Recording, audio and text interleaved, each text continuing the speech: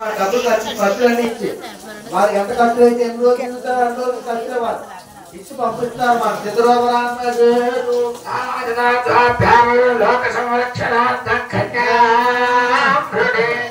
ఈ బ్రాహ్మణులందరూ కూడా ఈ డబ్బులు ఖర్చులు ఇచ్చుకుని దశరథ మహారాజు గారి దగ్గర కూర్చుకుని వీళ్ళందరూ కూడా బయట దేశాలన్నీ తిరుగుతూ ఖర్చులు ఎంత అయిందో అంతే అన్నమాట. ఆ ఖర్చులు మీద అందరూ ఆ పేట మీద కూర్చున్నారు భక్తులు అదన్నమాట. అబ్బాయి అంటే బయలుదేరి అన్ని దేశాలన్నీ కూడా తిరిగి ఆఖరి ఎక్కడ వచ్చారంటే మిథిలా నగరం వచ్చారు.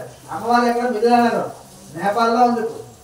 మన నేపాల్ నుంచి పెద్ద అడవులుగా వచ్చింది అయోధ్య చూసారా అక్కడ అన్నమాట. జనకపూర్ అని ఉంటుంది అక్కడ నేపాల్లో ఉంది అది.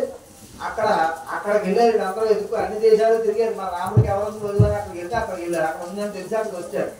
వచ్చి ఈ బ్రాహ్మణులు వెళ్ళారు కదా మరి ఎందుకంటే నలుగురు వెళ్ళారు. వీళ్ళు అక్కడ బ్రాహ్మణులు ఉంటారు మరి వాళ్ళకుంటారో బ్రాహ్మణులు వాళ్ళ దగ్గర ఉంటారు పండితులు.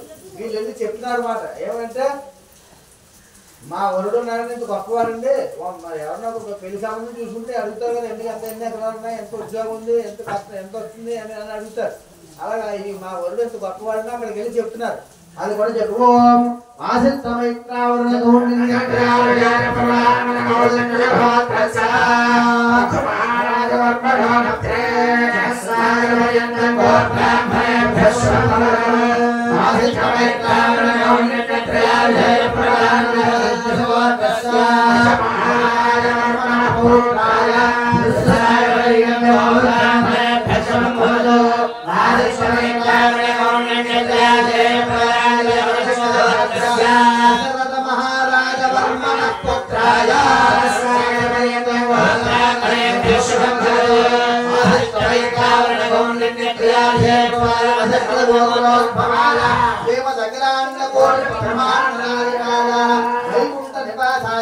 సాక్షాత్ నారాయణ స్వరూపాయ శ్రీ రామచంద్రమూర్తి వర్మనే వరాయ అని చెప్పారన్నమాట.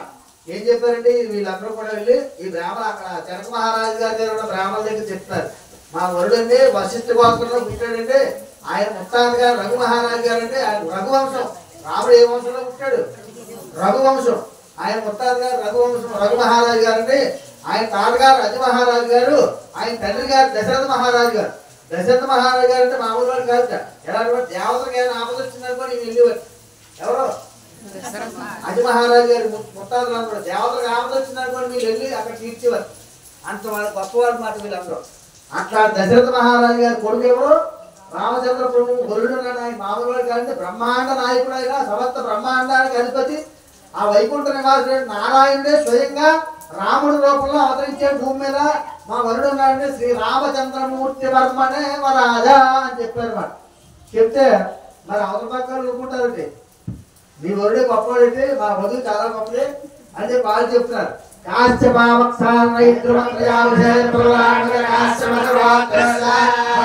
మహారాజ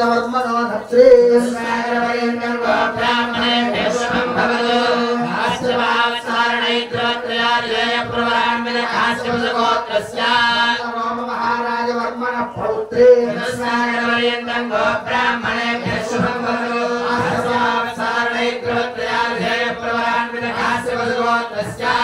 జనక మహారాజ వర్మణ పుత్రీ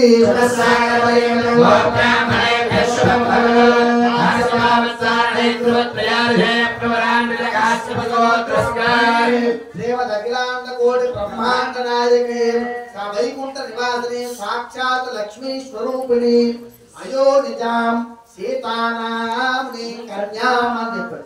మీరు అంత గొప్ప అయితే మా వధువు కూడా చాలా గొప్పది. ఆయన ముత్తాత గారు హ్రస్వరామ మహారాజు గారు. ఎవరు ఆయన ముత్తాత గారు? ఎవరు? హ్రస్వరామ మహారాజు గారు. హ్రస్వరామము అంటే ఆయన మాట్లాడితే రోమాలను ఎక్కువ చేస్తారు. ఆయన ఏమో మాట్లాడుతుంటే అంత గొప్పగా చెప్పగలరు. అందుకే హ్రస్వరామ మహారాజు అన్న ఆయన. హ్రస్వరామ మహారాజు గారి యొక్క ముని మనవరాలు ఎవరు? సీతాదేవి. స్వర్ణరామ మహారాజు గారు మనవరాలు సీతాదేవి. అలాగే జనక మహారాజు గారి యొక్క కూతురు ఎవరు? సీతాదేవి. జనక మహారాజు గారు ఆయనకి ఎక్కడ దొరికింది? భూమి దున్నుతుంటే దొరికింది భూమిలో. అందుకే అయో నిజ అన్న అమ్మవారు. మీరు లలితారామ చదువుతున్నారు రోజు పారాయణ చెప్తున్నారు కదా. ఏం చెప్తున్నారు ఏంటి? అయో అంటే యోని నిలజ కూటస్థ కులరూపిణి అంటున్నారు. అవును కదా.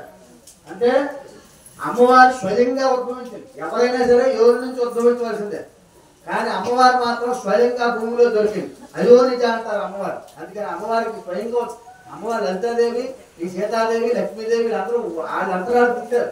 ఎవరైనా సరే గర్భంలో నుంచి పుట్టవలసిందే, వాళ్ళు మాత్రం స్వయంగా ఉద్భవించినటువంటి వాళ్ళు. కాబట్టి అయోనిజ అమ్మవారు సాక్షాత్తు భూమిలో జనక మహారాజు గారు అయోనిజ సాక్షాత్ ఎవరు? ఆ సీతాదేవి సాక్షాత్ లక్ష్మీ స్వరూపిణి. మీరు లక్ష్మీదేవి పూజకి వెళ్ళక్కర్లేదు. రామాలయంలో తెలిసి సీతాదేవి పూజ చేస్తే లక్ష్మీదేవి చేయాలి, సీతాదేవి ఎవరు పూజ చేయాలి, సీతాదేవి చేస్తే కష్టాలు వచ్చేస్తాయి. రకరకాలైనటువంటి సందేహాలన్నీ మీకు అందరికీ తెలియనటువంటి వేషాలన్నీ. సీతాదేవి కష్టాలు పడింది కదా,